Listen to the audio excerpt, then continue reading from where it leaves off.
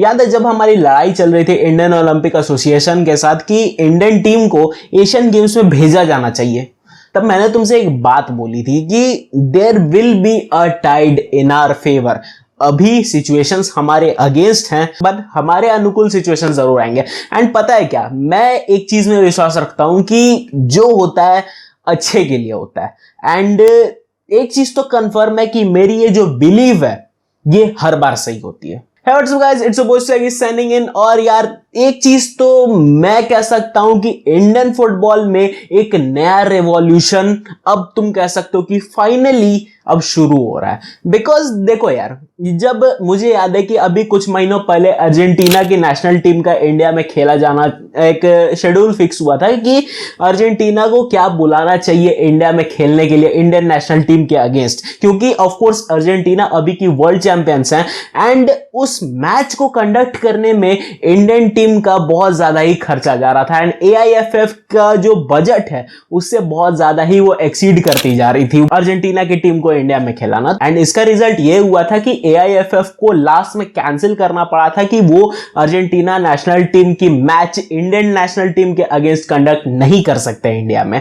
And इस decision को तुम कह सकते हो कि 50-50 लिया गया था। एक पार्ट जो इस डिसीजन के अगेंस्ट थी कि अर्जेंटीना टीम को एटलीस्ट इंडिया में अगर आप खिलाते हो तो एक तुम कह सकते हो कि PR हमें मिलती और एक रिकॉग्निशन इंटरनेशनल टेबल पर हमें मिलती, जो कि गलत भी नहीं है। बट वहीं दूसरी पार्टी थी जो इस डिसीजन को सपोर्ट कर रही थी एंड उनमें से मैं भी था, क्योंकि मुझे एक चीज पता थी कि इंडियन टीम एंड AIFF अभी हमारे पास बहुत ज्यादा पैसे नहीं है कि अर्जेंटीना को अभी हम लोग बुलाकर खिला सकते हैं। बिकॉज अर्जेंटीना का एक मैच कंडक्ट करने में ऑलमोस्ट 50 से 60 करोड़ लग रहे थे। एंड अगर उन पैसों को अगर हम लोग इंडियन फुटबॉल को आगे ग्रो कराने में यूज कर सकते हैं तो क्यों फालतू की मतलब छन भंगुर PR लेना। बिकॉज अर्जेंटीना नेशनल टीम को आप खिला देते हैं इंडिया में तो वैसा कुछ नहीं था कि बहुत लॉन्ग टर्म हमें PR मिल जाती या बहुत लॉन्ग टर्म रिकॉग्निशन मिल जाती। वो कुछ ही दिनों की होती एंड वो फिर खत्म भी हो जाती। हमें छन भंगुर चीजें नहीं चाहिए ना, हमें चाहिए परमानेंट रिकॉग्निशन। इंडियन फुटबॉल को मुठबंधन नहीं गठबंधन चाहिए। तो ऐसे में हमें लॉन्ग टर्म PR चाहिए। हमें प्रूव करना है कि क्यों इंडिया एक अच्छी कंपैटिबल कंट्री हो सकती है फुटबॉल में। और ये चीज सिर्फ एक कंट्री के अगेंस्ट फ्रेंडली फुटबॉल खेलकर नहीं होगा, बट इंटरनेशनल लेवल के प्लेयर्स जो उस वर्ल्ड कप में अपनी रैंक्स को इंप्रूव कर रहे हैं दिन भर दिन, उनके अगेंस्ट कप कॉम्पिटिशंस में अपनी टीम को प्रूव करके होगा। एंड द थिंग इज हमें मौका मिला, हमें बहुत बड़ा मौका मिला है। एंड ये ACL तुम कह सकते हो ना, ये ACL हमारे लिए इंडियन फुटबॉल के लिए अपने आप को प्रूव करने का एक बहुत बड़ा मौका, एक बहुत बड़ा स्टेज है। तुम कह सकते हो कि यार इंडियन फुटबॉल क्लब अपने आप को उन सारे प्लेयर्स के अगेंस्ट प्रूफ करेगी जिन्होंने वर्ल्ड कप में एक अलग ही धाक जमा रखी है, वर्ल्ड फुटबॉल पे एक अलग धाक बना रखी है। चाहे तुम नेमार की बात करो, मिलिंकोविच साविच, कलिडो कुलिबाली एंड यासीन बोनो, ये लोग वर्ल्ड फुटबॉल में एक अच्छा खासा नाम रखते हैं। यूरोपियन फुटबॉल्स में इनकी एक अच्छी खासी PR रही है। और ऐसे में नेमार का कप कंपटीशन के लिए इंडिया में आना बहुत बड़ा अपॉर्चुनिटी है हमारे लिए। बिकॉज यार नेमार का इंडिया में खेलना तुम एक तरीके से कह सकते हो कि मिरेकल ही है। बिकॉज नेमार का इंडिया में खिलाने का खर्चा बहुत तगड़ा आएगा, बहुत तगड़ा बैठेगा। And to be very honest, AIFF अभी एट करेंट नेमार को अकेले एक फ्रेंडली मैच में खिलाना अफोर्ड भी नहीं कर सकती है,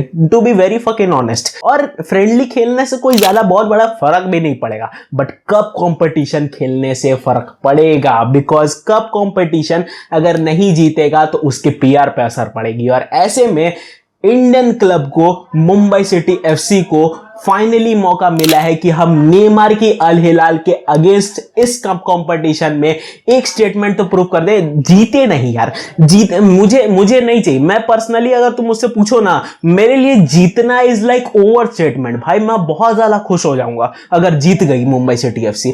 बट मैं चाहता हूं कि एटलीस्ट हम ऐसा परफॉर्मेंस दे देना कि वर्ल्ड फुटबॉल के लेवल पर इंडियन क्लब्स को आज के बाद कभी कोई कम ना आके, कभी कोई जरूरत भी ना करे इंडियन क्लब्स के अगेंस्ट कोई ऊंची नीच की स्टेटमेंट देने के बारे में। एंड थोड़ी सी एसीएल की बात कर ले तो ग्रुप डी में Mumbai city FC and Al Hilal दोनों की टीम्स का नाम पड़ा है। And the thing is Al Hilal Mumbai आ रही है मुंबई सिटी एफसी के अगेंस्ट खेलने के लिए। अब ऑफ कोर्स मुंबई का जो बेसिक ग्राउंड है, जो मुंबई फुटबॉल स्टेडियम है, वो इस मैच को कंडक्ट नहीं कर पाएगा बिकॉज उस मैच की जो टोटल सीटिंग कैपेसिटी वो 8,000 ही है। तो इस मैच को कंडक्ट करा जाएगा पुणे में, पुणे स्पोर्ट्स कॉम्प्लेक्स में, जिसकी टोटल सीटिंग कैपेसिटी अराउंड 12,000 है। तो ऐसे में अब क्या 12,000 की सीटिंग कैपेसिटी नेमार की पीआर को हैंडल करने में कामयाब रहेगी, ये चीज देखने लायक होगी। खैर अपन तो पहुंचेंगे ही उस मैच को देखने के लिए, तुम जाओगे या नहीं कमेंट सेक्शन में जरूर बताना। खैर इससे ज्यादा अपन आते हैं इसके दूसरे अपडेट पर, जो कि है एसीएल को ही लेकर।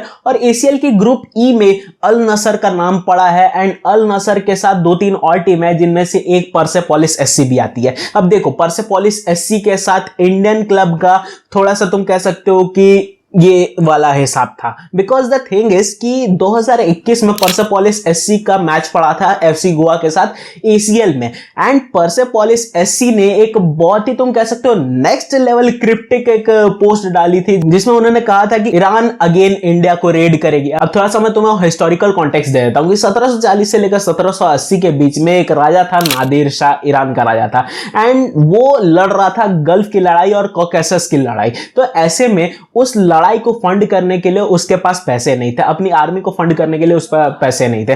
तो उसने उस समय के भारत पर रेड मारा था फ्रॉम 1946 टू 1974। उस बीच में 4 रेड्स मारे थे। एंड उसने रेड मारी थी मुगल सल्तनत जो खत्म होने के कगार पर थी, लगभग खत्म होने के कगार पर थी मुगल सल्तनत, उस पर अटैक मारा था एंड उस पर रेड मारा था। एंड वो 4 बार में उसने टोटल अमाउंट तो मुझे नहीं याद है, बट कुछ मिलियंस में उसने लूटा था इंडिया से। तो ऐसे में अब ईरान की क्लब परसेपोलिस एससी ने ये चीज कमेंट करा अपनी ऑफिशियल इंस्टाग्राम हैंडल पर, मैं तुम्हें पोस्ट अभी डाल दूंगा। द थिंग इज उन्होंने ये चीज कहा कि ईरान के पास फिर से मौका है इंडिया पर रेड मारने का एंड फिर से ईरान एक अच्छे खासी लेवल को स्टैब्लिश करेगी। तो ऐसे में इस पोस्ट को लेकर बहुत तगड़ी कंट्रोवर्सी छिड़ी। अब भले ही एफसी गोवा से परसेपोलिस एससी हार गई एंड उसको इस चीज का खामियाजा बहुत तगड़ा भुगतना पड़ा है। ये भुगतना पड़ा है कि एएफसी ने उन पर मैच का बैन लगा दिया है। एंड द थिंग इज जो भी परसेपोलिस एससी के होम मैचेस होंगे वो क्लोज स्टेडियम्स में होंगे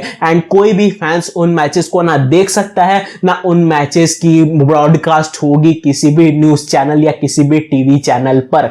द थिंग इज अब सबसे बड़ी बात है कि अल नसर और परसेपोलिस एससी दोनों ही एक ग्रुप में पड़े हैं और क्रिस्टियानो रोनाल्डो भैया, हमारे बड़े भैया, जा रहे परसेपोलिस एससी के अगेंस्ट मैच खेलने। तो इससे बड़ी कहानी उनके साथ नहीं हो सकती है, मेरे जानने में इससे बड़ी कहानी तो नहीं हो सकती है। एंड द थिंग इज जब से ये न्यूज आई है परसेपोलिस एससी के जितने भी फैंस हैं वो इंडिया से माफी मांगने में लगे हुए हैं। एंड एएफसी ने ये चीज कहा है कि अगर पूरी जो इंडियन फैन बेस है वो माफ कर देती है परसेपोलिस एससी को, तो ये जो डिसीजन है इसको रिवोक कर दिया जाएगा बाय एएफसी। अब इस पर तुम्हारा क्या डिसीजन है? बिकॉज मैं तो माफ नहीं करूंगा भैया, मेरे देश के अगेंस्ट अगर कोई मुंह उठाएगा तो उसको एक चमाट भी दूंगा और उसकी खोपड़ी में भाला भी मारूंगा।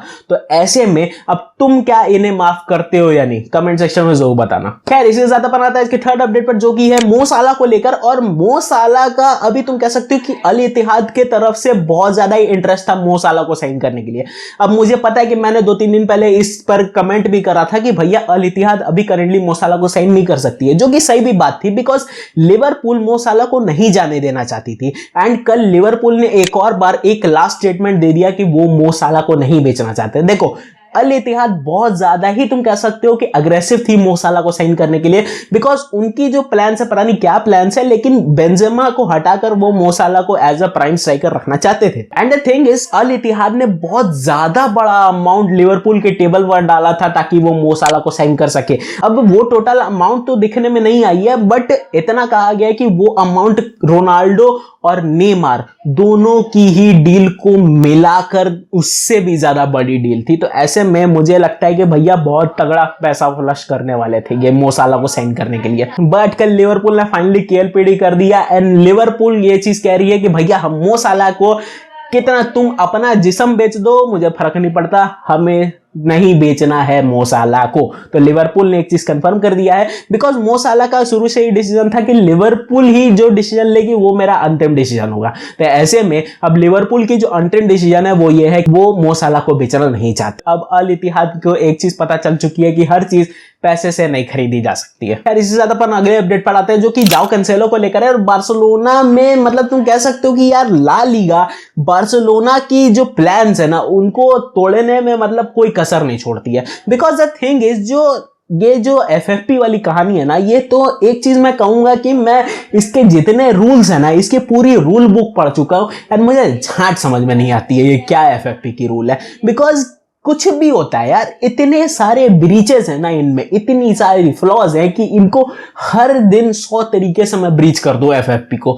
But the thing is FFP फिर उंगली कर रही है बार्सिलोना को कि वो जाओ कैंसेलो को साइन ना कर पाए अच्छे से। मुझे नहीं पता जेवियर तेवस क्या कर रहा है, बट ला लीगा को जेवियर तेवस बर्बाद करके छोड़ेगा। मैं एक ही चीज बोलूंगा भाई। अब देखो जाओ कैंसेलो की सीधा सी कहानी है कि जाओ कैंसेलो को अभी तक ग्रीन लाइट नहीं मिली है from FFP and from Manchester city. Manchester city ने ग्रीन लाइट दे दी है कि भैया तुम जा सकते हो, बट बार्सिलोना के तरफ से ग्रीन लाइट अभी नहीं आई है जस्ट बिकॉज ऑफ FFP ने ग्रीन लाइट नहीं दी है। द थिंग इज FFP जब तक इस चीज को पूरा एकदम खंगाल नहीं देगी, जब तक आखिरी दिन तक आखिरी मिनट तक लेकर नहीं जाएगी, फालतू का जब तक नहीं खींचेगी इस पूरे मुद्दे को, उनका पेट नहीं भरने वाला, उनका मन नहीं भरने वाला। मुझे नहीं पता क्या वो प्रूफ करना चाहते हैं, बट ये चीजें गलत इंपैक्ट डाल रही हैं। तो ऐसे में अब एक चीज तो कंफर्म है कि जाओ कैंसेलो आ रहा है बार्सिलोना, बट कब आ रहा है वो चीज मुझे नहीं पता। अब वो लोन डील होगी एंड मैनचेस्टर सिटी ने कंपलसरी क्लॉज डाला है कि 25 मिलियन में